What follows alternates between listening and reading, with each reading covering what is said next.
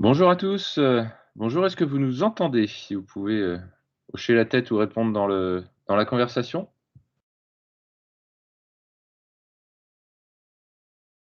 Super, merci Florent. Bonjour, merci Nicolas. Parfait, donc 9 heures, on va démarrer. Donc bienvenue à tous pour ce webinaire donc dédié à Microsoft 365 et donc à l'aspect plutôt, collaboratif. Décidément on n'a pas réussi à faire cet événement en physique, vous savez à cause de quoi, mais promis, l'année sur 2022, on arrivera à se rencontrer et ce sera avec grand plaisir. Mais là, effectivement, on devait aller au Laval Virtual Center et les conditions, du coup, n'étaient absolument pas réunies pour qu'on puisse le faire. Mais c'est pas grave, on s'adapte, on a l'habitude. Donc je m'appelle, Fabien, je suis directeur marketing, du groupe Dynamips et donc pour cet atelier, je serai accompagné de Jérémy qui est consultant en solutions, cloud, Microsoft 365 chez nous. Bonjour à tous. Et donc l'idée, c'est donc de revenir sur, donc l'aspect collaboratif de Microsoft 365 à travers une démo, pour que ce soit le plus pédagogique et le plus ludique possible. Donc au menu, vous l'aviez vu, hein, de toute façon, on va démarrer par, quelques nouveautés Microsoft qui pourraient, vous impacter puisqu'il y a eu pas mal d'actualités, au sujet des solutions Microsoft, au-delà de ce dont on va parler ce matin. Ensuite, logiquement, vous avez le choix entre, donc le collaboratif ou la sécurité. Je vais vous remettre, dans la conversation le lien pour aller vers l'atelier sécurité si en cours de route, vous vous dites: «Oh bah non, en fait, ça me correspond pas». Comme ça, vous pourrez quand même, naviguer d'une salle à l'autre si besoin. Et puis derrière, on pourra continuer les échanges autour d'un e-café si vous le souhaitez et si vous avez le temps. Voilà, je vais laisser la main à Jérémy qui va vous présenter quelques actus et puis après on partira sur la démo. Bonjour à tous. Donc quelques nouveautés chez Microsoft. La première chose, c'est la fin des licences Microsoft Open License. Donc là, c'est un choix unilatéral de Microsoft pour simplifier la manière d'acheter les licences. On parle plutôt de parcours client qui va être modifié. Les licences derrière n'auront pas de grands changements. Donc c'est surtout au niveau du contrat avec Microsoft qu'il va y avoir des changements. Donc on avait des droits et des devoirs avec ces contrats-là concernant les licences on-prem. Et donc, désormais, pour acheter les licences en modèle perpétuel, il faut passer par un partenaire CSP qui propose ce type de licence. Plus concrètement, c'est surtout un changement de console. On passera plus par l'ancienne console VLSC, mais on passera par la console Azure pour récupérer les licences. Donc, surtout un changement d'utilisation et d'accès aux licences. Techniquement, derrière, on aura évidemment les mêmes choses. Pour ceux qui ont un contrat existant sur ces licences Open License, on pourra conserver les licences acquises à vie. Par contre, pour commander des nouvelles licences, il faudra passer par le nouveau programme. Donc la date d'échéance, c'était au 1er janvier, donc on est passé dans le nouveau modèle. L'objectif plus global, ça reste de simplifier le parcours d'achat pour les collaborateurs. Et puis on a du coup ces nouvelles licences qui sont disponibles et qui sont déjà en production chez certains de nos clients, en l'occurrence. Deuxième grande nouveauté, vous en avez très certainement entendu parler, c'est la sortie de Windows 11, qui est sortie en septembre-octobre à peu près. Alors, c'est surtout une évolution graphique et ergonomique du système qui apparaît comme changement. Il y a des petites modifications au niveau des menus de paramétrage, des choses comme ça. Mais on le voit ici au niveau de la page d'accueil, le bureau de Windows, on a des gros changements visuels. Alors attention, il peut y avoir malgré tout des incompatibilités logicielles. Donc, il faut évidemment vérifier auprès des éditeurs si vos outils sont compatibles, puisqu'on on est quand même sur un changement de système d'exploitation. Donc, ça peut avoir des impacts assez importants. Alors, comment on y va? Est-ce que ça coûte cher ou pas? Si vous avez déjà une licence Windows 7 ou Windows 10 valable, l'upgrade, il est sans surcoût. Donc, il n'y a pas de coût de licence supplémentaire. Ça, c'est la bonne nouvelle. Par contre, attention aux prérequis, encore une nouvelle fois. Il y a également des prérequis matériels qui sont plutôt exigeants. Ça veut dire quoi? Ça veut dire que, et c'est peut-être la plus grosse contrainte qu'on peut avoir sur Windows 11, tous les PC portables ne sont pas compatibles avec Windows 11. Et c'est là qu'il y a un gros warning, puisque on a des objectifs de sécurité de la part de Microsoft. Ils souhaitent absolument que le parc qui utilise son système d'exploitation soit plus sécurisé. Donc, il va y avoir la nécessité d'avoir ce qu'on appelle une puce TPM 2.0 dans le poste. C'est une toute petite carte, un peu comme une carte SIM de téléphone qu'on aurait dans le PC portable, et qui va permettre de gérer notamment la double authentification. Donc, c'est quand on va positionner son doigt sur le poste pour s'authentifier, ou qu'on va avoir de la reconnaissance faciale, des choses comme ça. Alors, sauf raison impérieuse, ça nous paraît un peu tôt d'adopter tout de suite Windows 11. Il vaut mieux attendre un petit peu, en tout cas de faire des tests si jamais on souhaite y aller plus largement dans son entreprise. Alors nous, on est évidemment en test depuis quelques mois maintenant pour éprouver la stabilité. Tout semble plutôt bien se passer, mais on ne peut pas évidemment le garantir pour tout le monde. Voilà, on vous en tiendra bien évidemment au courant par la suite dès que tout sera simplifié. Autre nouveauté, Microsoft Viva. Alors, c'est plutôt pour ceux qui utilisent déjà Microsoft 365 et peut-être aussi Microsoft Teams. Il y a un nouvel outil qui arrive dans la suite Microsoft 365, qui est le concept d'Employee Experience. C'est quoi? C'est, pour simplifier les choses, améliorer le parcours d'entrée du collaborateur dans l'entreprise. Alors, l'entrée et d'ailleurs tout le cycle de vie du collaborateur dans l'organisation. Donc, on va du recrutement à l'intégration dans les postes et les équipes, la formation et le bien-être du collaborateur dans son quotidien, et la sortie du collaborateur. Donc, Viva, il va nous apporter différents outils, que ce soit pour des parcours de formation utilisateur, pour monter en compétences en autonomie ou en équipe, de la visibilité de son bien-être, où il va pouvoir, par exemple, désigner si aujourd'hui ça va bien ou ça va pas bien, et puis ensuite on va avoir des choses qui vont être remontées à la hiérarchie de façon anonyme. Ou alors une accessibilité plus forte à de l'information un peu technique liée à l'entreprise. Donc c'est des petits outils comme ça qui vont graviter les uns autour des autres pour faciliter finalement le cycle de vie du collaborateur dans l'entreprise. Alors, Microsoft Viva, comme je vous disais, il fait partie de la suite Microsoft 365. La suite Microsoft 365, qu'est-ce que c'est? C'est une suite collaborative. On parle parfois de Modern Workplace. C'est un espace de travail moderne dans lequel on va retrouver tous ces outils. Finalement, c'est son bureau de travail qui est dématérialisé, qui est digitalisé et qu'on retrouve peu importe où on est. Donc, on va avoir un ensemble d'applications pour gérer des emails, pour gérer du stockage de fichiers, pour gérer de la prise de notes. Tout ça dans un mode en ligne, en mode web. Et évidemment, on va pouvoir l'interconnecter avec des applications locales, comme vous connaissez le pack office. Le principe, c'est quoi? C'est qu'on va avoir un abonnement mensuel par utilisateur. Donc, je vais avoir autant de licences que j'ai d'utilisateurs en interne. Et si j'ai un nouvel utilisateur, j'ajoute une licence. Si j'en enlève un, je retire une licence. Donc, on va avoir un modèle très évolutif et qui va être sur mesure par rapport à ses besoins. L'avantage, c'est quoi? C'est que ça reste quand même les outils qui sont le plus rapidement mis à jour par Microsoft, que ce soit en termes de sécurité, de nouveautés, etc. Et toutes les innovations vont arriver sur ces outils-là. Donc, on va très vite se tenir à la page par rapport à ceux qui n'ont pas de suite Microsoft 365. Tout ça, évidemment, dans un environnement sécurisé, puisqu'on va avoir une sécurité de bout en bout dans ces outils-là. Alors, justement, quels sont les trois grands lots d'applications dans Microsoft 365? Le premier, vous le connaissez, c'est le pack office. Le pack office, on va retrouver Word, Excel, PowerPoint, Outlook. Donc, c'est ce qu'on appelle la productivité. C'est là les outils qu'on va utiliser dans son quotidien. Et ces outils-là, on va pouvoir les utiliser au travers d'outils collaboratifs pour pouvoir faciliter les échanges et puis les interactions au sein des services ou au sein d'une équipe. Et là, on va retrouver donc Exchange, qui est la partie serveur de messagerie, le OneDrive pour le stockage de dossiers individuels, le Teams qu'on verra aujourd'hui pour les échanges au niveau des équipes, Viva dont on vient de parler, SharePoint qui est le portail intranet d'organisation, on le verra rapidement, Yammer, le réseau social, et puis d'autres outils derrière comme Forms ou Streaming. Et évidemment, quelque chose qu'on essaye de masquer au plus pour les collaborateurs parce qu'on veut éviter de trop les embêter, mais qui est évidemment crucial dans cette plateforme-là, c'est la partie sécurité, avec notamment Microsoft Defender. Donc on va avoir des outils pour analyser les fichiers sur les postes, on va avoir des outils pour analyser les fichiers qui arrivent par mail ou qui sont stockés sur les outils collaboratifs, fichiers et URL. Et puis on va avoir des outils de gestion de parc avec Intune. Et donc ça, en l'occurrence, c'est plutôt l'autre parcours sécurité avec Nicolas qui présente Intune plus précisément.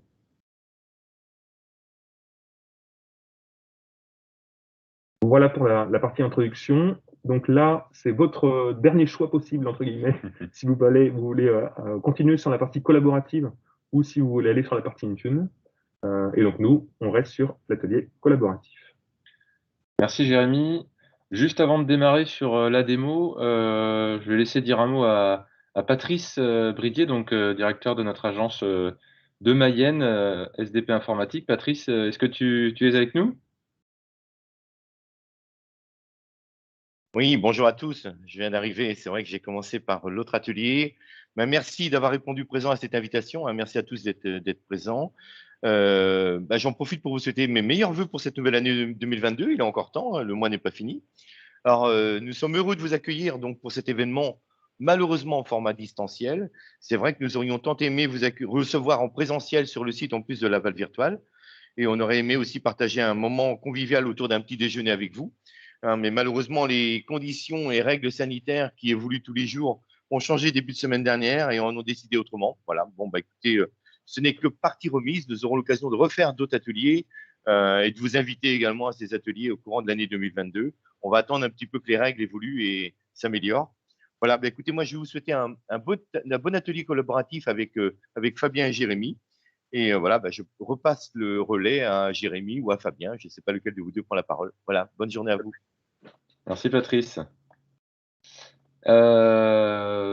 Voilà, donc on va démarrer sur cet atelier. Donc comme je vous disais en préambule, on va partir sur une démo, un scénario de démo qui va donc inclure 3 outils principalement. Avant tout ça, l'idée c'est donc de revenir sur qu'est-ce qui explique l'essor du collaboratif au sein des organisations aujourd'hui. Donc on vous a mis à l'écran un certain nombre de tendances pour expliquer ça. Évidemment, en premier lieu, on peut parler de la digitalisation de nos quotidiens avec l'arrivée du haut débit sur le territoire, avec la multiplication des équipements qui peuvent recevoir des applications. On a ensuite l'apparition de nouvelles formes de travail, évidemment, et ça, c'était déjà avant le Covid, des nouvelles formes de travail qui reposent sur toujours plus de mobilité, donc pour faire du télétravail, mais aussi pour travailler via des lieux tiers ou quand je suis en déplacement. Ça, c'est vraiment une tendance de fond qui, du coup, s'est bien sûr accélérée depuis 2 ans. Et puis, il y a aussi un autre élément qui est important pour expliquer l'essor du collaboratif dans les entreprises et les organisations. Eh bien, ce sont les nouvelles attentes des collaborateurs. De plus en plus, les nouvelles générations souhaitent retrouver du sens dans leur quotidien. Et le sens, ça passe par quoi pour eux? Ça passe par de l'autonomie, ça passe par du travail en équipe. Et donc, tout ça a concouru au développement fort du travail collaboratif au sein des entreprises. Donc ça, c'était un petit peu pour planter le décor. Alors, pour être certain de ce dont on parle également, je vous ai remis une petite définition du travail collaboratif. Donc ça désigne un travail de groupe dont les membres vont mutualiser leurs compétences et coordonnent leurs actions en vue de produire une œuvre commune. Donc là, on a vraiment cet aspect de collectif, de mutualisation de l'intelligence d'entreprise et des richesses de l'entreprise qui ressort bien de cette définition. Et le but, c'est bien de faire mieux avec ce qu'on a et donc de produire cette fameuse œuvre commune qui finalement est un vrai projet. Alors, donc là, c'était vraiment à titre d'introduction. Donc, la démo de Microsoft 365 qu'on vous propose aujourd'hui, elle va s'appuyer donc sur 3 outils principalement. On va revenir très rapidement sur chacun d'entre eux avant d'aller sur la démo. Donc, vous allez voir d'abord Teams, ensuite on parlera de SharePoint et puis de la messagerie. Jérémy, si tu veux nous dire un petit mot dessus. Donc Teams, c'est la plateforme de travail en équipe. C'est, on va dire, l'outil collaboratif phare de la suite Microsoft 365. C'est également l'un des derniers arrivés avec Viva. Mais c'est avec cet outil-là qu'on va vraiment pouvoir produire du contenu dans son quotidien et échanger avec son service ou des collaborateurs de l'organisation. On va aussi bien pouvoir chatter donc avec de la messagerie instantanée. On va pouvoir créer des espaces de travail, hein, des équipes qu'on verra par la suite. Et puis, on va pouvoir également faire des échanges à distance, petite visioconférence, comme on le fait aujourd'hui au format webinaire. Donc, c'est vraiment l'outil phare de collaboration, plus que de mise à disposition de contenu finalisé. Le deuxième outil que l'on va voir au travers de cette démo, ça va être Exchange. Alors, Exchange, pour ceux qui ne connaissent pas, c'est avant tout Outlook, pour faire plus simple. C'est la messagerie collaborative, Donc cette messagerie, elle va permettre quoi? Elle va permettre évidemment d'échanger des emails, mais bon, c'est un petit peu réducteur. On va pouvoir avoir des emails partagés avec des boîtes aux lettres des boîtes aux lettres partagées au sein de l'organisation pour accéder aux emails par différents collaborateurs. Ça va également être la partie agenda, et de la même manière, on va pouvoir avoir des agendas partagés pour rendre visible finalement le contenu de son agenda à des collaborateurs, soit en lecture, soit en modification, soit sans accès. Et puis, il va y avoir la partie annuaire utilisateur, puisqu'on va pouvoir avoir des contacts partagés dans l'organisation, où on va avoir des listes de distribution, des choses qui permettent de faciliter finalement la gestion des contacts de l'organisation. Un dernier élément sur plutôt la partie agenda d'ailleurs, on a la possibilité de créer des ressources, donc pour avoir des ressources en interne qu'on va réserver. Typiquement, aujourd'hui, on est dans une salle de réunion à Dynamics avec Fabien. On a réservé la salle, et ben on peut le faire par les mécaniques de la messagerie collaborative Exchange. Le dernier outil que l'on va voir, c'est SharePoint, qui est le portail intranet qui permet de faire de la gestion de contenu d'entreprise. Donc là où Teams, il est beaucoup plus dans la production au quotidien et la création documentaire, SharePoint, lui, il va stocker la documentation finalisée. C'est un peu la mémoire de l'entreprise, c'est un peu l'élément de stockage phare dans lequel on va avoir tous les éléments qui sont chartés, qui sont marketés, qui sont designés pour que finalement les collaborateurs, s'ils ont la question une recherche de documents, logiquement, ils vont d'abord chercher dans SharePoint parce que c'est la pierre angulaire. Et si c'est pas dans SharePoint, alors on va chercher dans d'autres outils. Voilà, donc pour illustrer tout ça, on vous propose le projet suivant pour la démo. C'est la refonte d'un site internet. Donc c'est quelque chose qu'on peut retrouver logiquement aujourd'hui sur quand même la plupart des organisations et des entreprises.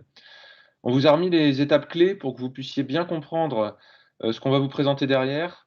Et l'intérêt pour nous, c'est bien sûr de vous montrer comment est-ce que vous auriez fonctionné avant, comment est-ce que vous fonctionneriez aujourd'hui si vous n'avez pas une suite collaborative, et comment vous pourriez surtout donc fonctionner demain avec de tels outils, en essayant de mettre en avant évidemment la valeur ajoutée pour vous et votre organisation. Donc en première étape, évidemment, on a le fait de, voilà, je vais déterminer mes besoins, je vais mettre en place mes objectifs, je vais aller chercher un budget auprès de ma direction. Ensuite, on va rédiger un cahier des charges et lancer un appel d'offres. Donc là, je vais sonder différents prestataires, différentes agences web pour répondre à mon projet. Ensuite, je vais communiquer dans mon entreprise, hein, puisque c'est quand même un projet important. Donc, je vais dire coucou à tous. On va avoir un nouveau site web. Et d'ailleurs, on vous mettra peut-être à contribution à travers donc un workshop, un atelier avec les salariés, voilà, pour les faire parler sur l'entreprise, pour que ça puisse bien, qu'on puisse bien faire ressortir sur le site les différentes valeurs de l'entreprise. Ensuite, une fois qu'on a choisi notre prestataire, eh bien, on va travailler avec lui sur ce qu'on appelle une arborescence. On va faire différents allers-retours. Il va nous proposer des maquettes. Donc là, on va y avoir pas mal d'échanges, d'allers-retours, de validation. Et puis, une fois qu'on est d'accord avec la maquette, on va mettre en place donc le nouveau site. Donc, on va migrer l'ancien site vers le nouveau avec toute une batterie de tests. Et là encore, ça va générer plusieurs allers-retours avec le prestataire, mais aussi peut-être avec d'autres prestataires qui pourraient intervenir sur le nouveau site ou sur l'ancien. Et puis, dernière étape, évidemment, on va présenter le site, alors évidemment aux salariés en interne, mais aussi, pourquoi pas, à vos partenaires, à vos clients, à vos fournisseurs, etc. Donc là, on est sur un projet type de site web qui va donc mettre en mouvement plusieurs types d'acteurs. Donc évidemment, il y a la direction ou la personne qui s'occupe de la communication. Il y a également la direction générale qui valide à minima les sous-sous, mais qui va bien évidemment aussi valider le site, hein. Il y a les collaborateurs de l'entreprise qu'on va solliciter en mode collaboratif et à minima vers lesquels on va communiquer sur le nouveau site. Et puis, il y a aussi des gens extérieurs à l'entreprise, comme je vous le disais. Il y a les agences web qu'on va solliciter, il y a celles qu'on aura retenues, il y a peut-être l'ancienne aussi avec laquelle on va devoir travailler. Il peut y avoir votre prestataire de référencement, il peut y avoir plein d'autres prestataires, donc également vos clients, vos partenaires, vos fournisseurs, comme je vous disais tout à l'heure. Bref, on est vraiment sur un vrai projet qui s'étale sur la durée, avec des étapes clés, avec des échéances et donc avec plusieurs acteurs. Et donc, c'est à travers ce projet qu'on souhaite vous faire la démo des bénéfices donc d'une suite collaborative. Donc, pour ça, Jérémy va reprendre la main en essayant donc de revenir sur chaque étape. OK. On est sur le projet de refonte de site web, comme présentait Fabien. Moi, l'objectif de cette démo, c'est avant tout de vous montrer les avantages de la suite collaborative. Et pour cela, on va faire un parallèle entre comment j'aurais géré mon site web si je n'avais pas les outils collaboratifs, quels sont les impacts, qu'est-ce que j'aurais dû prévoir, quelle est l'organisation que je devrais avoir, et que me permettent d'avoir les outils collaboratifs en termes de simplicité d'accès et d'échange. Donc la première étape, du coup, c'est la définition des besoins, des objectifs et des budgets.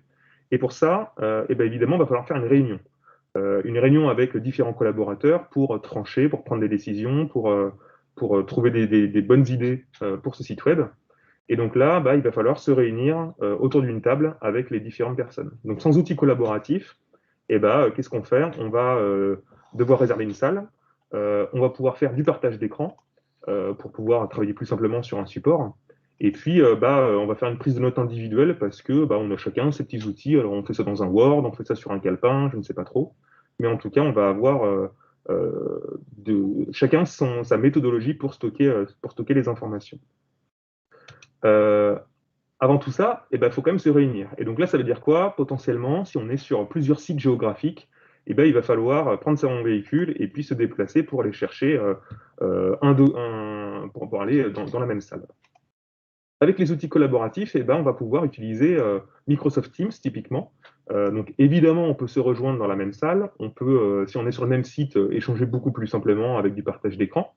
Mais on va pouvoir du coup créer une réunion à distance comme on le fait aujourd'hui actuellement, où on va partager son écran, chacun va pouvoir discuter, échanger très simplement, et on va se voir du coup comme ça à distance, ce qui évite les déplacements. Comment on fait une invitation justement pour échanger à distance avec Microsoft Teams? On va utiliser son Outlook, parce que l'Outlook, on l'utilise dans son quotidien au niveau de son agenda. Donc, je vais vous montrer mon Outlook. Hop. Et donc là, je retrouve mon agenda de la semaine. Donc, j'ai la partie courrier en haut à gauche, et ensuite, j'ai la partie calendrier. Et pour créer une réunion à distance, je sélectionne une plage horaire ici, et je vais pouvoir créer directement une nouvelle réunion Teams. Donc c'est là qu'on commence à voir les interactions entre les différents outils. Chaque outil n'est pas autonome simplement, il va y avoir des interactions possibles entre les différents logiciels intégrés dans la suite. Donc quand je fais une nouvelle réunion, automatiquement, il va y avoir un lien de participation à la réunion qui va apparaître ici. C'est pas moi qui l'ai créé, ça a été fait automatiquement. Et ça va me permettre, du coup, d'envoyer cette réunion-là à différents collaborateurs. Donc j'ai toujours les personnes que je vais pouvoir renseigner ici. Je vais pouvoir mettre le titre de réunion, exactement comme si je le faisais pour une réunion, une réservation de rendez-vous dans Outlook, sauf que là, automatiquement, j'ai le lien Teams qui apparaît. Je peux même avoir le logo, etc. Ce qui ne m'empêche pas d'ailleurs d'ajouter une salle ici si je veux réserver, par exemple, la salle Le Grand Éléphant qui est chez nous, directement. Donc, je peux faire les deux. J'envoie ma réunion, les personnes, ça l'ajoute dans leur calendrier, et du coup, ils vont pouvoir avoir accès directement aux éléments. Réunion, tout se passe bien. Il va y avoir évidemment l'étape cruciale de la prise de notes, soit durant toute la réunion, soit le secrétaire qui va les mettre à disposition en fin de réunion. Comment ça se passe? On va avoir un outil qui s'appelle OneNote. Alors OneNote, ici, je vais le présenter au travers de Microsoft Teams. Donc là, c'est la première fois qu'on voit Microsoft Teams, donc ça ressemble à ça. Donc je vais commencer par faire une petite présentation globale de Teams. Teams, comment il se présente? Il y a un premier menu tout à gauche qui permet d'accéder soit aux activités, donc les notifications qu'on verra par la suite, les conversations, donc c'est le chat instantané, les différentes équipes, ça c'est ce qui va nous intéresser, et on retrouve son calendrier Outlook ici. Les autres, elles ne sont pas très intéressantes pour l'instant, on va les laisser de côté. Donc on a le concept d'équipe qui est ici vraiment primordial dans Teams, qui est important, qui va permettre de stocker de l'information sur un projet, au sein d'un service, sur une thématique, avec un certain nombre de collaborateurs. Donc là, en l'occurrence, on a un projet qui est bien défini, qui est la refonte d'un site web, avec un certain nombre de collaborateurs en interne qui vont travailler dessus. Et du coup, pour échanger sur le sujet, je vais créer une équipe Team Refonte Site Web. automatiquement, je vais pouvoir du coup à l'intérieur ajouter des collaborateurs, membres de cette équipe-là, et ceux qui ne sont pas membres de l'équipe ne verront pas que celle-ci existe. Alors, je peux le rendre public, mais on va dire que dans le principe général, si je ne suis pas membre d'une équipe, je ne la vois pas. Donc je peux ici créer une équipe très simplement, je peux en rejoindre une existante, ou alors on peut m'inviter dans une équipe par le propriétaire de l'équipe. Par défaut, j'ai un canal, donc ça ce sont les canaux, j'ai un canal général qui permet de stocker de l'information au sein de mon équipe. Et cette information elle va être de différents types. On va avoir des publications, un échange de conversations, on va avoir des fichiers et on va avoir le fameux OneNote. Donc je vais présenter le OneNote. Quand je clique sur OneNote ici, je vais avoir du coup des pages OneNote qui vont être disponibles. Donc on a un bloc-notes qui est au sein de l'équipe et dedans je vais pouvoir créer tout un tas de pages. Un petit peu comme si j'avais un classeur avec des pages à l'intérieur et des intercalaires. Donc ici, j'ai mes différentes pages avec mes prises de notes que j'ai pu faire au fur et à mesure, et je vais pouvoir ajouter des pages ici. Donc ça me permet quoi? Ça me permet de très simplement créer un espace de documentation, d'information, plutôt structuré, puisque j'ai quand même une arborescence ici qui est disponible, mais je vais pouvoir le faire très rapidement, sans avoir besoin de créer un nouveau document Word, par exemple, puis de dire bah, comment je vais me le nommer, et où est-ce que je vais le mettre, et comment je vais faire en sorte qu'il soit accessible de tous. Et bien là, finalement, dans ce bloc-notes d'échange d'informations, automatiquement, tous les membres de l'équipe Refonte Site Web auront accès aux informations.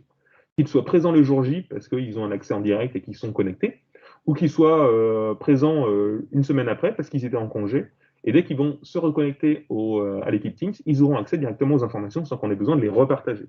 Donc c'est beaucoup plus simple que de faire des échanges par mail systématiquement en fin de réunion. L'avantage qu'on retrouve ici et qu'on va retrouver, ça va être un petit peu le fil d'Ariane des différents outils, c'est qu'on va avoir une information qui est unique. On évite les doublons, on évite que chacun fasse sa prise de notes, donc perdre du temps et soit un peu moins concentré sur la réunion en tant que telle potentiellement, puisse les envoie, et là, les emails, on en a toute la journée, on en a beaucoup trop. On va pouvoir limiter les mails et on va pouvoir rendre l'information unique, ce qui est plutôt important.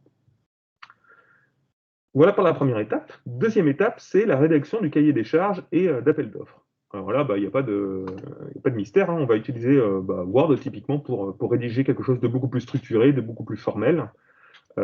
Et donc, si on n'a pas les outils collaboratifs, on crée un Word, on va mettre du contenu à l'intérieur, et puis après, on va vouloir le partager à ses collègues, mais peut-être que tout le monde n'a pas accès à un serveur en interne ou un NAS, donc on se l'envoie par mail. Et là, il y a un premier échange, il y a une V1 qui part, puis il y en a une deuxième qui arrive, une V2, une V3, une V24, une V40. Et à un moment donné, il y a deux versions qui arrivent au même moment, on ne sait pas laquelle à garder, c'est toujours un petit peu galère. Ici, on va avoir la possibilité directement dans Teams de stocker des fichiers. Donc on a un onglet fichiers ici pour créer des documents directement accessibles de tous. Alors non seulement ils vont être accessibles de tous, mais en plus ils vont être accessibles en coédition, c'est-à-dire qu'on va pouvoir travailler à plusieurs en même temps sur le même document. Alors là, il y a deux possibilités. Soit on crée un nouveau document et on part de zéro, mais peut-être qu'on a un modèle de document qui est disponible quelque part, parce que des appels d'offres, des cahiers des charges, on en fait assez souvent. Et c'est là qu'intervient le deuxième outil qui s'appelle SharePoint, puisque quand je vous ai dit tout à l'heure, SharePoint, c'est un petit peu la base de connaissances, c'est là où les documents sont finalisés, sont marketés, sont chartés. Et ben, on voit bien qu'un modèle de document, ça va typiquement dans SharePoint.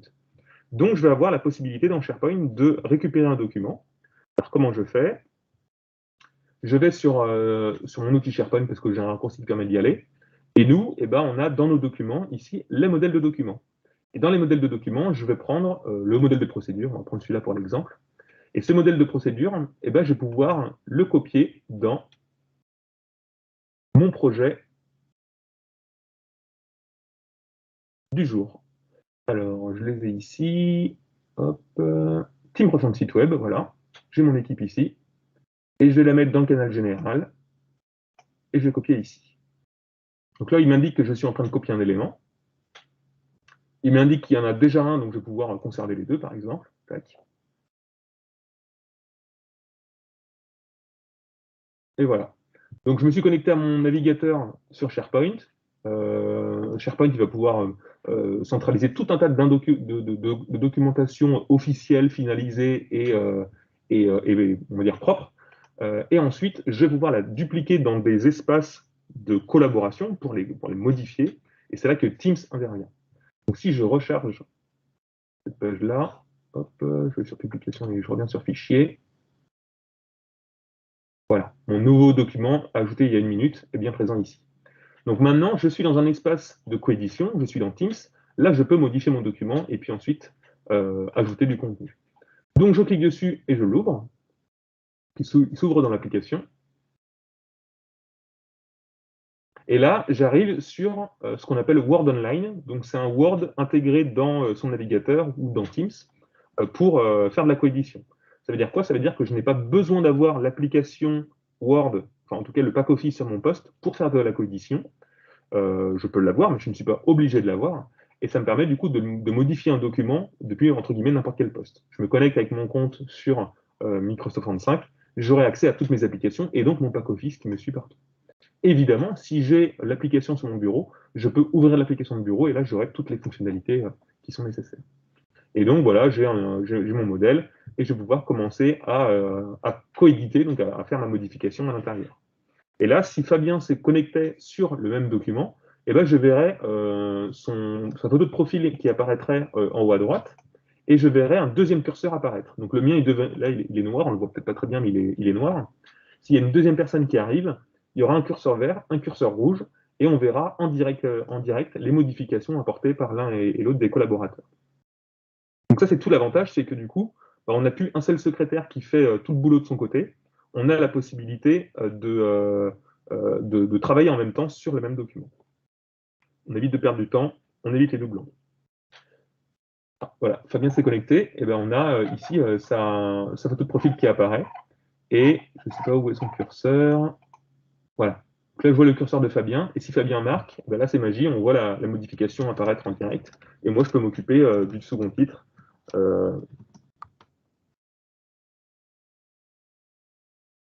Donc on a les modifications qui sont faites en direct, et on voit tout ça apparaître. Voilà pour la coédition. Alors, ensuite, on va avoir du coup son cahier des charges qui est plus ou moins finalisé. On va vouloir communiquer en tout cas sur l'avancée du projet en interne. Et bien là, communication interne, on va le faire par mail. On a l'habitude de le faire par mail, tout le monde vérifie ses mails. On n'a pas besoin que les personnes modifient des documents, agissent sur le projet. Donc on ne va pas les intégrer dans l'équipe Teams, on va juste communiquer par mail, ils ont l'information. Par contre, on va avoir la possibilité, pour ceux qui ne connaissent pas cette fonctionnalité-là, quand je crée un mail, d'utiliser des listes de diffusion. Donc, c'est des regroupements de contacts qui sont gérés par un administrateur interne, dans lequel on va pouvoir mettre tout un tas de collaborateurs. Donc, typiquement, ici, si je mets, je ne sais pas, avant-vente, moi je suis dans l'équipe avant-vente, je veux communiquer à tous les avant-ventes, et ben, je vais pouvoir sélectionner ici un groupe d'utilisateurs et je vais pouvoir voir tous les membres à l'intérieur. Donc ça permet d'aller plus facilement dans le détail des collaborateurs si jamais je le souhaite. On évite surtout d'oublier des personnes, parce que si je tape les personnes au fur et à mesure à la main individuellement, bah, ça peut être très long et je peux en faire des oublis. Et puis on évite de notifier ceux qui ne sont pas intéressés potentiellement par la communication. Donc la liste de diffusion, très pratique dans Outlook, mais vous ne les utilisez pas. OK pour la communication, tout le monde est au courant, on leur a dit vers où on voulait aller, on voudrait maintenant finalement travailler un peu avec les collaborateurs internes pour récupérer des bonnes idées, parce qu'on se rend compte que le projet a avancé, mais il n'y a pas de choses impactantes, on a besoin d'être un peu plus en lien avec le quotidien des collaborateurs, donc on veut les faire travailler, on veut récupérer leurs bonnes idées, parce qu'on sait qu'ils en ont. Donc on va faire ce qu'on appelle un workshop, donc un atelier collaboratif en interne. Et c'est un petit peu le même principe que pour la définition des besoins. Si on n'avait pas les outils collaboratifs, c'est réunions sur site, c'est déplacements. Alors là, il faut une salle avec énormément de personnes, donc il faut une énorme salle potentiellement. On fait du paperboard au papier crayon et tout le monde ne voit pas ce qui se marque parce que c'est toujours petit ou c'est mal écrit, etc. C'est toujours la galère. Avec les outils collaboratifs, de la même manière, on va pouvoir faire une réunion Teams, vous l'avez vu tout à l'heure dans Outlook, on va pouvoir inviter des collaborateurs. La seule chose, c'est que vous allez avoir la possibilité d'ajouter des applications supplémentaires. Dans Teams, quand on fait une invitation, comme on le fait aujourd'hui actuellement, là, en webinaire par exemple, On peut poser des questions par le chat, on peut échanger, on peut réagir avec un pouce ou autre, mais c'est relativement limité. Il n'y a pas beaucoup d'outils d'interaction possibles dans Teams. Il y a un autre outil qui s'appelle, vous connaissez peut-être, qui s'appelle Klaxoon, qui est assez reconnu dans les outils numériques, qui permet justement d'aller un peu plus loin pour poser des questions, donner des avis, faire des mini-enquêtes, avoir voilà, des outils un peu supplémentaires par rapport à ce que propose Teams de base. Et ben, dans Teams, on va pouvoir ajouter d'autres applications qui ne sont pas Microsoft. Et c'est là qu'on voit qu'il y a vraiment une ouverture entre les différents acteurs du cloud. Avant, on avait vraiment une volonté d'être beaucoup plus fermé aux autres et de se dire c'est moi qui fais tout et je le fais le mieux possible. Aujourd'hui, ça va tellement vite avec les outils numériques qu'il y a une volonté justement d'ouvrir un petit peu les chakras et de pouvoir interconnecter des plateformes. Donc typiquement, si je vais chercher Klaxoon, eh ben, je vais le retrouver ici. Alors, potentiellement, ça va peut-être pas être un outil gratuit, il peut y avoir des licences qui sont nécessaires, peut-être qu'il y a des fonctionnalités qui seront gratuites dans un premier temps ou sur un certain nombre d'utilisateurs, mais ça va permettre d'intégrer Klaxoon directement dans sa réunion et d'utiliser l'outil Klaxoon avec les collaborateurs pour poser des questions ou échanger. Donc on a la possibilité comme ça d'interagir avec d'autres outils qui ne sont pas Microsoft. C'est plutôt intéressant. On a fait notre atelier interne qui s'est plutôt bien passé. On voudrait maintenant soumettre le nouveau document, parce qu'on l'a fait évoluer, à validation pour l'arborescence des maquettes. J'ai pas les outils collaboratifs, et ben c'est toujours la même chose. Je fais un document sous Word, je l'envoie par mail, je mets 2-3 commentaires dans le mail pour expliquer un petit peu la démarche. La personne, elle va relire ça, elle va me renvoyer un mail en mettant d'autres commentaires, puis on va faire des échanges comme ça au fur et à mesure pour me dire, OK, finalement, là, on est bon. Ici, avec les outils collaboratifs, on va encore une fois avoir la possibilité directement dans le fichier de demander une approbation à quelqu'un. Donc cette fois-ci, je vais aller dans les publications et je vais vous parler un petit peu des publications. Les publications, qu'est-ce que c'est? C'est un espace d'échange pour discuter sur le projet en question. C'est un petit peu comme Outlook finalement. Hein. Quand vous faites un nouveau mail et que vous mettez des personnes dans la boucle, les personnes vont pouvoir répondre, etc. Et bien là, je vais pouvoir faire une nouvelle conversation, comme si c'était un nouveau mail, et puis je vais pouvoir mettre bonjour à tous, ceci est un message de bienvenue, etc. Je vois mon message. Tous les collaborateurs qui ont accès à l'équipe refonte site web vont pouvoir consulter le message. Et d'ailleurs, j'ai Fabien qui vient de me répondre. Pour autant, c'est un message qui est mis à disposition dans l'équipe sans pour autant déranger les collaborateurs avec un pop-up, avec une notification dans sa boîte de réception Outlook, etc. On a une vraie problématique aujourd'hui, c'est qu'on reçoit énormément de mails au quotidien, et finalement, il y a Outlook qui fait que de sonner toute la journée parce qu'on a des mails qui arrivent comme ça au fur et à mesure. Alors que finalement, ce n'est pas des mails où on est spécialement très concerné, c'est le pour info. Alors le pour info, on en a 2000 par jour. Ici, je vais pouvoir envoyer l'information sans déranger les collaborateurs. Par contre, si jamais ils se connectent à l'équipe Teams, ils auront accès à l'information, et tous les membres de l'équipe. Deuxième possibilité, j'ai une question qui est beaucoup plus urgente, j'ai besoin d'avoir un retour d'une personne, je vais pouvoir la mentionner. Et donc, comment je la mentionne? C'est avec le arrobase. Je vais mettre arrobase, et là, je vais pouvoir choisir un des collaborateurs de l'équipe. Donc, je vais prendre Fabien. Okay.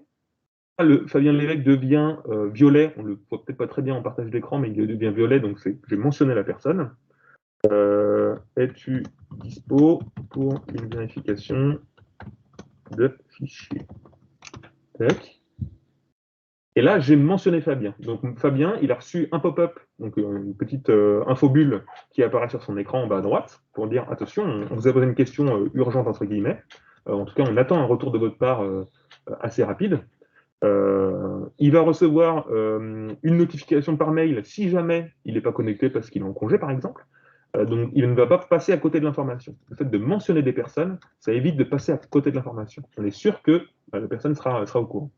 Alors que le fameux message ici, pour info, j'ai vu ça sur Internet qui pourrait être intéressant pendant le projet, ça n'a pas besoin de déclencheur derrière, il n'y a pas d'urgence d'accès à l'information. Donc, ça permet justement de diviser un petit peu comme ça les types d'informations et de les stocker surtout au bon endroit. Là, je ne passe plus ma journée à classer les mails dans des sous-dossiers de ma boîte de réception Outlook. il est déjà au bon endroit, il est déjà dans la bonne équipe.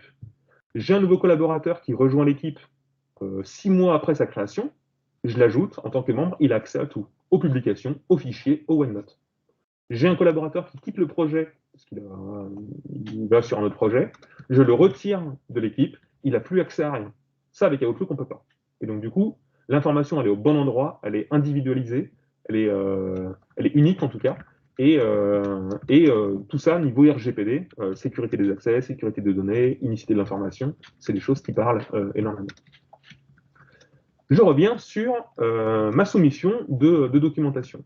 Je vais avoir la possibilité, quand je fais une nouvelle conversation, ici d'avoir un petit déclencheur qui s'appelle approbation. Donc c'est une petite flèche qui va vers la droite avec une coche à l'intérieur. Ça va me permettre de demander une approbation de document à un membre de l'équipe. Donc là, je vais faire une demande de base et je vais lui donner un nom. Demande d'approbation pour l'arbo. L'arbo maquette. Là, je vais pouvoir choisir un ou plusieurs approbateurs. Là, on va en mettre qu'un. Je choisis Fabien. Je pourrais en mettre plusieurs. Et après, si j'en mets plusieurs, je pourrais choisir est-ce que c'est le premier qui répond qui gagne, ou est-ce que je veux que tout le monde réponde avant d'avoir une validation finale, etc., etc. Ici, je peux mettre des détails. Et je vais pouvoir évidemment ajouter une pièce jointe. Je clique sur Ajouter une pièce jointe. Je vais dans Teams. Et je vais aller chercher mon document. Teams refond de site web. Dans l'onglet général.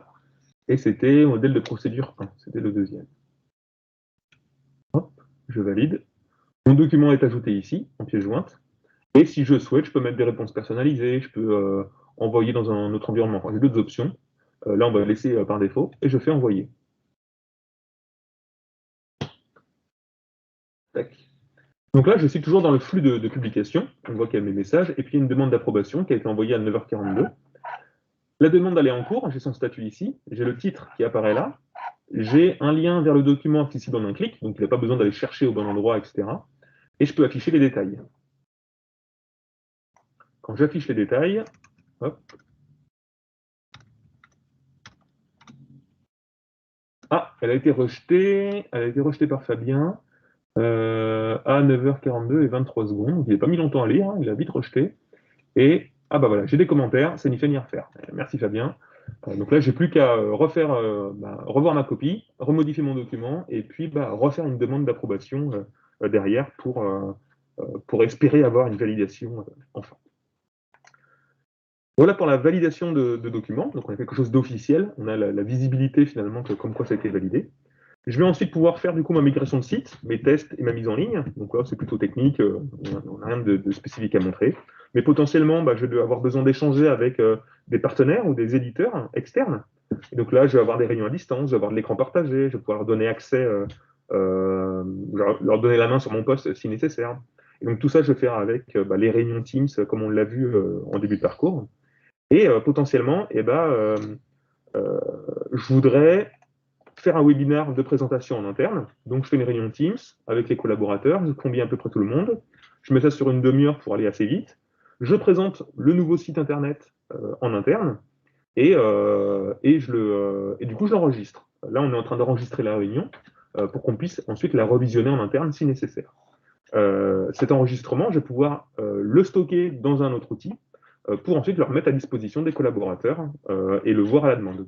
L'avantage, c'est que dès lors que je fais des réunions qui sont un petit peu d'envergure, qui ont un changement de paradigme dans l'organisation, quelque chose qui évolue un petit peu les mentalités ou les façons de travailler, je vais pouvoir les enregistrer, ces réunions, très simplement.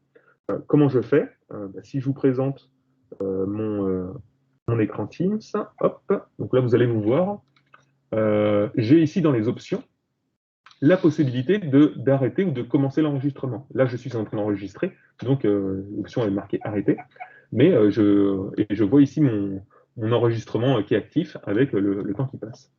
Donc, j'ai la possibilité d'enregistrer une réunion, de la stocker et de la mettre à disposition pour plus tard des personnes qui n'étaient pas présentes. Voilà pour la démo. Alors, qu'est-ce qu'on a vu si on résume un petit peu? Qu'il y a une interaction entre les outils pour améliorer la productivité. On voit qu'il y a des échanges qui sont possibles entre Outlook et Teams, entre SharePoint et Teams, mais on en aurait aussi entre Outlook et SharePoint. Enfin voilà, les outils interagissent entre eux. Il y a des passerelles qui sont intéressantes. L'objectif de tous ces outils-là, c'est avant tout d'éviter les doublons, de simplifier les choses et d'éviter les erreurs de version, de modifications non voulues, etc. On a tout le temps accès à la bonne information au bon moment, qu'on soit à distance, qu'on soit en interne, qu'on soit l'un à côté de l'autre, etc.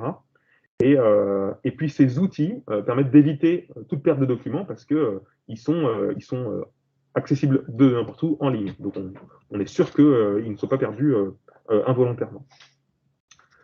Et le dernier axe qui est plutôt intéressant, c'est qu'on n'est plus en train de penser à la technique, de se dire oh là là, mais qu'est-ce qu'il va falloir que je prévoie, est-ce qu'il y a un paperboard sur place, je ne sais plus, il faut que j'appelle, etc. En fait, on a tout avec soi. Il y a évidemment un apprentissage qui est nécessaire parce qu'on est sur différents outils qui sont nouveaux potentiellement, mais on a tout avec soi, on a sa boîte à outils et on va pouvoir se concentrer finalement sur le contenu, sur son travail, sans avoir à penser à la technique qu'il y a autour. Voilà pour la démo. Hop, je repasse la main à Fabien pour les bénéfices collaborateurs. Ouais, merci. Donc, merci Jérémy pour cette démo. Là, l'idée, c'est de faire une petite synthèse donc, de différentes valeurs ajoutées que peut avoir ce genre d'outils. Donc, on l'a prévu à deux échelles, donc à l'échelle du collaborateur et puis à l'échelle de l'organisation. En ce qui concerne donc le collaborateur, donc évidemment, vous l'aurez compris, on a une expérience utilisateur qui est homogène puisque on n'utilise pas plusieurs types d'outils différents de plusieurs éditeurs. Là, tout est au sein d'une même suite avec une ergonomie commune. Donc, vous vous y retrouvez plus facilement pour naviguer d'un outil à l'autre. Donc, l'expérience est grandement facilitée, évidemment. Et vos utilisateurs donc, ne sont pas perdus entre différents outils. Ensuite, il y a bien évidemment la mobilité qui est favorisée au travers de Microsoft 365, puisque tous vos outils sont utilisables depuis votre PC, mais aussi depuis votre smartphone, et certains sont également utilisables même si vous n'avez pas accès à Internet. Donc on n'en a pas trop parlé, mais sachez que sur SharePoint, par exemple, ou sur OneDrive, vous pouvez avoir le mode déconnecté, c'est-à-dire que vous avez quand même accès à vos documents si vous n'avez plus ou pas de connexion Internet, typiquement dans un train ou un avion. Et ensuite, quand vous retrouvez une connexion Internet, ça va synchroniser les modifications que vous avez faites sur vos documents. Donc ça, c'est quand même un sacré avantage.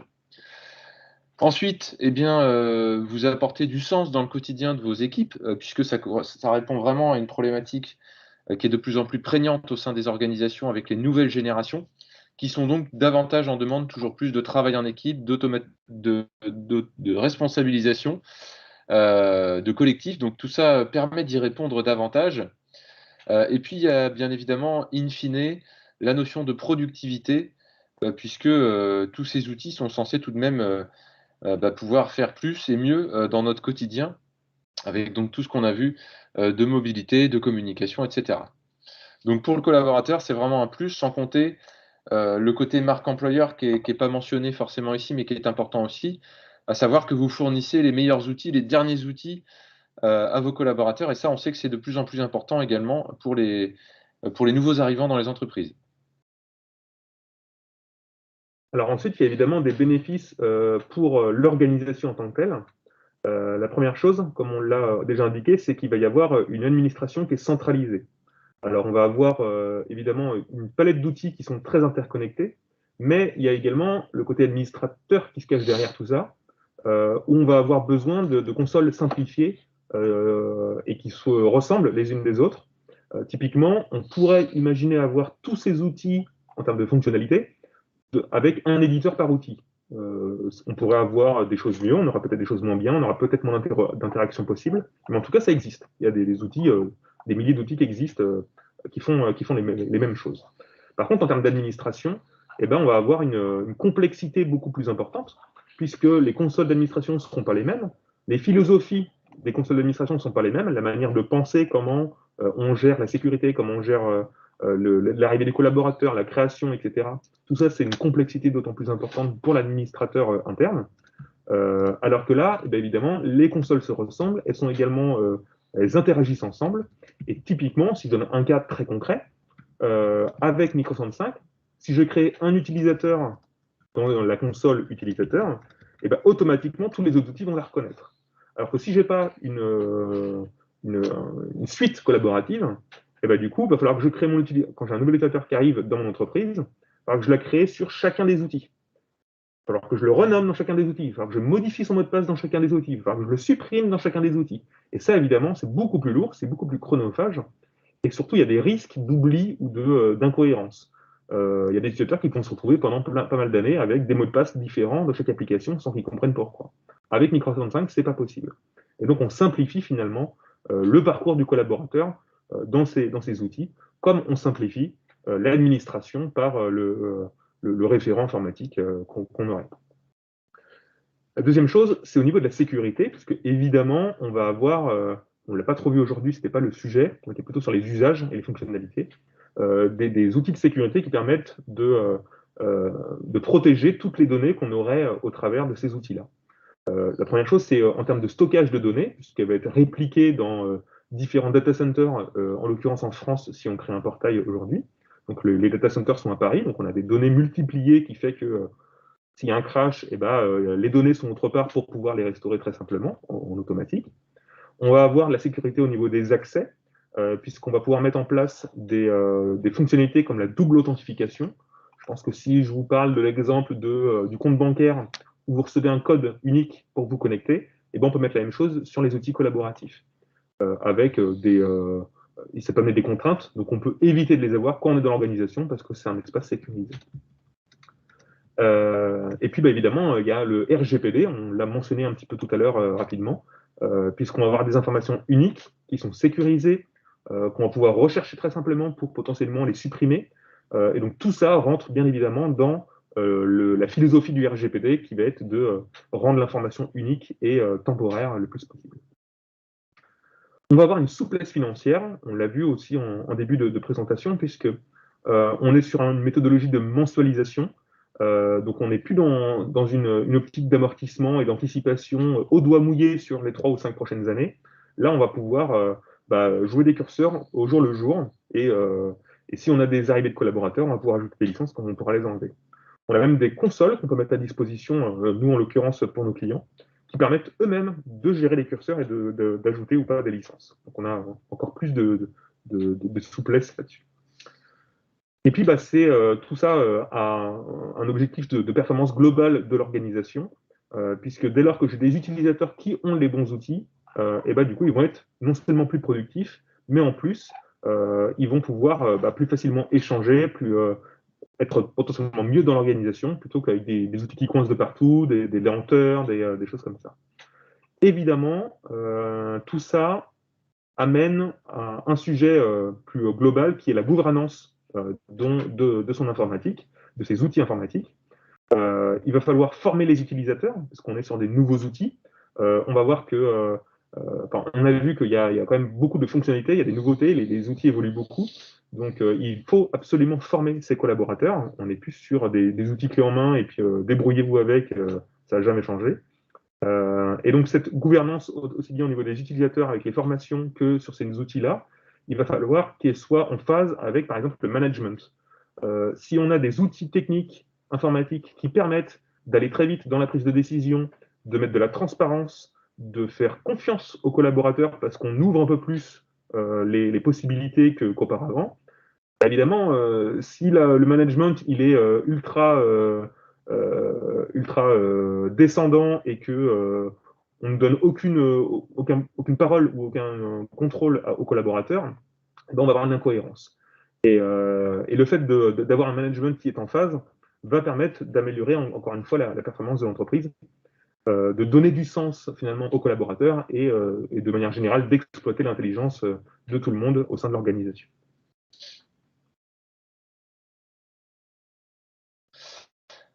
Merci Jérémy pour cette transition. Effectivement, donc Jérémy en a un peu parlé à travers la formation des utilisateurs. C'est vraiment quelque chose qui est clé, c'est ce qu'on appelle l'accompagnement au changement, puisque vous l'aurez compris, à travers une suite Microsoft 365, on va venir toucher aux outils du quotidien des collaborateurs.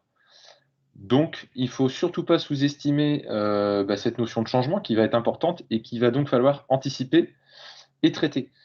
Donc, c'est pour ça que nous, dans nos prestations d'accompagnement autour de la suite Microsoft 365 pour le client, on fonctionne avec ce qu'on appelle des pack starters. Donc là, je vous ai mis un exemple. C'est quoi un pack starter? C'est un forfait de service qui inclut 3 étapes clés et qui anticipe donc cet accompagnement au changement, mais pas que. Dans un pack starter, on a dans une première étape donc tout ce qui est étude de vos besoins, cahier des charges. Donc première étape à travers laquelle on va venir cartographier vos différents process en matière de collaboration, de communication, vos différents besoins, vos besoins d'évolution aussi par rapport à l'existant. On va aussi venir bien sûr vous conseiller en la matière.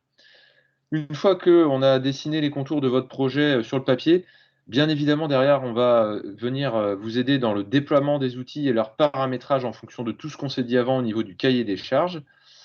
On va tester que ça marche bien, que ça répond bien à vos attentes. Et puis derrière, on ne s'arrête pas là. Encore une fois, c'est très important. On a cette étape de formation des utilisateurs et pourquoi pas de vos ressources informatiques si vous en avez et si vous avez besoin, à travers du transfert de compétences. Mais c'est vraiment clé que cette notion de formation des utilisateurs, puisque ça va accélérer l'adoption des nouveaux outils. Et plus vos nouveaux outils vont être adoptés rapidement, plus derrière, évidemment, l'entreprise va en retirer des bénéfices, et plus ce sera facile de traiter les derniers freins au changement. Dans cette étape, on va par exemple pouvoir également nommer des ambassadeurs au sein de vos équipes. Donc, des ambassadeurs, ce seront des personnes qui seront particulièrement technophiles ou qui auront une appétence par rapport aux technologies et qui pourront répondre davantage, qui seront des relais en fait pour les autres collaborateurs au sein de vos entreprises.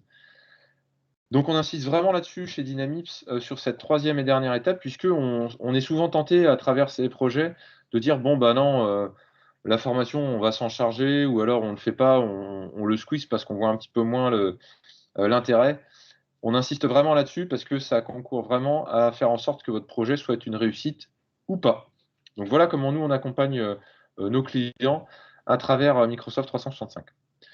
Et puis, on dira un dernier mot sur l'importance de se faire accompagner par un partenaire certifié Microsoft. Alors, évidemment, c'est le cas pour nous, mais c'est vraiment très important. Donc là, vous avez nos différentes compétences, mais ça atteste vraiment, de relations étroites avec Microsoft, puisque Microsoft, évidemment, c'est un géant mondial, mais il faut savoir qu'il y a plusieurs centaines de personnes qui travaillent en France. Donc, il y a une équipe qui est très fournie, avec lesquelles on a des relations au quotidien et qui nous permettent d'anticiper des sorties de produits, d'anticiper éventuellement certaines problématiques, qui nous permettent d'avoir l'information plus vite. Et c'est aussi une manière pour nous d'être testés d'un vrai savoir-faire, puisque être partenaire Gold, eh bien, ça réclame par exemple d'avoir un certain nombre de clients. Et donc, qui dit certain nombre de clients, bah, encore une fois, dit et atteste d'une expertise importante au niveau technique, mais aussi au niveau commercial, avant-vente, etc.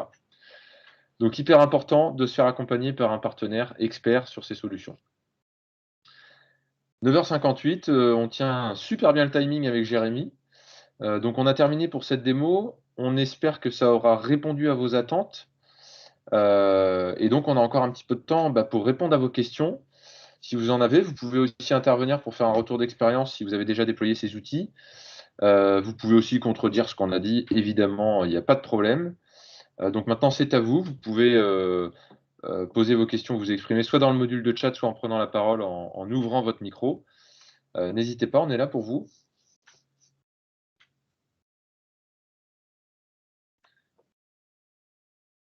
Je crois que j'avais une première question sur l'aspect déconnexion. Si je modifie un document et que je n'ai pas accès à Internet et que quelqu'un d'autre le modifie en même temps, qu'est-ce qui se passe quand on retrouve la connexion Internet sur le document? Alors en effet, on a une fonctionnalité qu'on n'a pas montrée aujourd'hui parce qu'on ne pouvait pas toutes les montrer, qui est la synchronisation en mode déconnecté. C'est un outil qu'on a sur le poste qui s'appelle l'outil de synchronisation OneDrive et qui permet de répliquer ce qu'il y a dans Teams, dans OneDrive ou dans SharePoint sur son poste pour pouvoir y accéder, comme disait Fabien tout à l'heure, dans le train quand j'ai pas une connexion Internet terrible. Cette synchronisation, elle est automatique, se gère toute seule. On a juste besoin de la lancer une première fois et après, on n'a plus besoin de la contrôler, entre guillemets. Pour autant, il peut y avoir le cas où je suis en train de faire une modification en mode déconnecté, j'ai un autre collaborateur qui est dans l'entreprise et qui modifie le même document en même temps. Qu'est-ce qui se passe? Est-ce que ça explose? Est-ce que ça crache? La question se pose. On va avoir en fait l'outil de synchronisation OneDrive qui va détecter, avant d'envoyer les modifications en ligne, s'il n'y a pas eu des modifications depuis la dernière connexion de l'utilisateur. Et donc, qu'est-ce qui se passe? Il va vous dire, il y a une modification que vous avez faite sur votre poste, il y a une modification qui a été faite en ligne, qu'est-ce que vous voulez faire? Ce n'est pas lui qui va prendre la décision, il va vous soumettre les choix. Est-ce que vous voulez écraser la version en ligne de votre collègue et vous vous arrangez avec lui? Est-ce que vous voulez ignorer vos modifications à vous et vous recommencez ce que vous aviez fait? Ou est-ce que vous voulez garder les deux versions avec la version en ligne et la version locale? Et donc on aura un petit 1 à la suite du nom du fichier pour pouvoir ensuite potentiellement les comparer. Il y a Word qui propose des fonctionnalités de comparaison de documents pour voir là où il y a des différences et puis les retracer très simplement. Et on va pouvoir comparer les documents et potentiellement les fusionner ou les modifier derrière. Donc il n'y a pas de perte d'information possible, c'est vraiment une des éléments phares des outils collaboratifs. Il n'y a pas de perte d'information, c'est vous qui choisissez ce que vous voulez faire et on a la possibilité de les modifier. En tout cas, on est alerté comme quoi il y a une erreur qui est présente. J'ai une autre question sur le coût de Microsoft 365. Alors, au niveau du coût, on a différents types de licences. Il y a une licence qui propose uniquement les outils en ligne, qui est à 4,20 € par mois par utilisateur. Donc, ça n'inclut pas le pack Office en local sur le poste. C'est uniquement les outils en ligne, OneDrive, Teams, SharePoint. On va retrouver le pack Office en ligne, Word, Excel et PowerPoint. Donc, tout ce qu'on a vu aujourd'hui, sauf mon Outlook, parce que l'Outlook, c'était sur mon poste. Il existe en ligne, mais là, je l'ai montré sur mon poste. Ensuite, on va avoir les outils en ligne collaboratifs plus le pack Office, qui est à 10,50 € par mois par utilisateur. Donc là, on a le pack Office de l'utilisateur qui est intégré dans la licence. On n'a pas besoin de la racheter toutes les 2, 3, 5 ans. Et on a les mises à jour qui vont bien. On a les interactions possibles qui vont bien. Donc là, c'est le pack un peu plus global en ligne plus le pack Office du poste. Et après, il y a un autre pack supplémentaire qui s'appelle le Business Premium, qui est à 16,90 € par mois par utilisateur. Et là, on intègre toutes les notions de sécurité, notamment ce dont je vous parlais sur l'analyse des pièces jointes, l'analyse des URL qu'il y a dans les mails ou dans les outils collaboratifs, sur la double authentification, donc comme les banques pour se connecter avec son téléphone en plus de son mot de passe, ça c'est inclus dans le Business Premium. Et on va retrouver des choses comme Intune, donc l'autre atelier de notre cher ami Nicolas, sur le déploiement d'outils sur les postes et la sécurisation des postes. Et c'est également inclus dans le Business Premium. Donc 3 packs, basique, standard, premium, selon les besoins que l'on a. Et évidemment, on peut mixer les plans, parce qu'on a des collaborateurs qui viennent d'acheter la suite Office 2019, on va peut-être pas la mettre à la poubelle et puis en louer une par le biais d'un bundle, et on va pouvoir le mettre du business basique. Il y a un nouveau collaborateur qui arrive, j'ai plus de licence 2019 en stock, et là je vais pouvoir le mettre en location parce qu'au moins j'ai quelque chose de plus souple. Et j'ai par exemple des responsables de service ou la direction qui vont avoir des contraintes de sécurité beaucoup plus importantes. Et là je vais pouvoir mettre du business premium pour eux. Ou alors je mets du business premium pour tout le monde parce que je veux que tout le monde soit extrêmement sécurisé, etc. Donc je vais faire mes choix et je vais pouvoir mixer les plans. Ok, merci. Est-ce que vous avez d'autres questions? N'hésitez pas, bien sûr.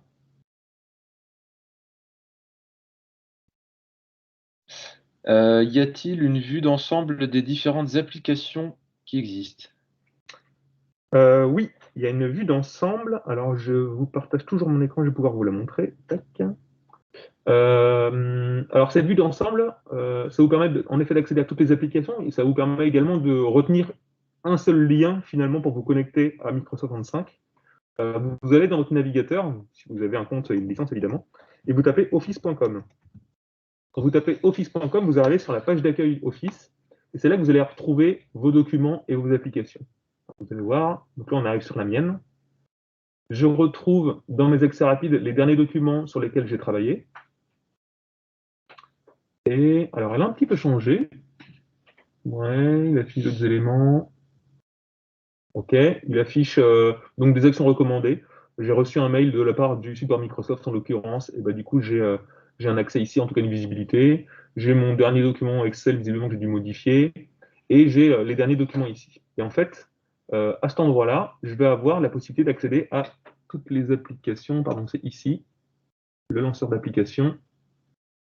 OK. Et j'ai toutes les applications ici. Donc là, j'en ai déjà les principales, mais elles n'y sont pas toutes normalement. Quand je vais dans toutes les applications, je vais les retrouver ici. Donc on a sur cette page Office les applications, on va dire, principales, et après on a le lanceur d'applications qui permet d'accéder à ces applications. L'avantage, c'est que quand on est en ligne, par exemple, là, je passe sur SharePoint, c'est ma page d'accueil SharePoint, j'ai toujours ce lanceur d'applications qui me permet d'accéder d'une application à l'autre. Donc, je peux très simplement passer de l'une à l'autre quand je suis en mode en ligne. Quand je suis sur mon poste, par exemple sur Outlook, j'ai pas ça, parce que c'est vraiment plutôt du mode en ligne. Mais je peux comme ça très simplement passer de l'un à l'autre. Après, on n'a pas une description de toutes ces applications, à moins que j'aille dans un autre menu, le temps qu'il y ait une autre question qui arrive. Mais voilà, là, je l'ai. OK. Donc, lanceur d'applications, toutes les applications. Et tout en bas, il y a un autre bouton explorer toutes vos applications. Et là, du coup, il donne un petit détail, une description rapide, ce qui peut vous dire, bah, OK, ça pourrait peut-être m'intéresser, je vais aller plus loin dessus. Voilà, c'est ça qui existe. Ok, on peut prendre une dernière question si vous le souhaitez, n'hésitez pas.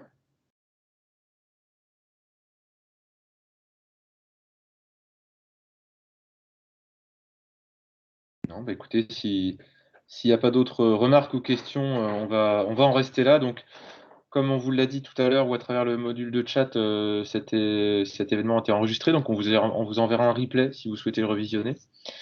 Ce sera aussi hébergé sur notre page YouTube. On espère que cet événement aura répondu à vos attentes au-delà de l'aspect distanciel, bien sûr. Et puis, bah, n'hésitez pas, on est là, nos équipes sont là à votre disposition. En tout cas, on vous souhaite une super année 2022 et puis une bonne journée avec Jérémy.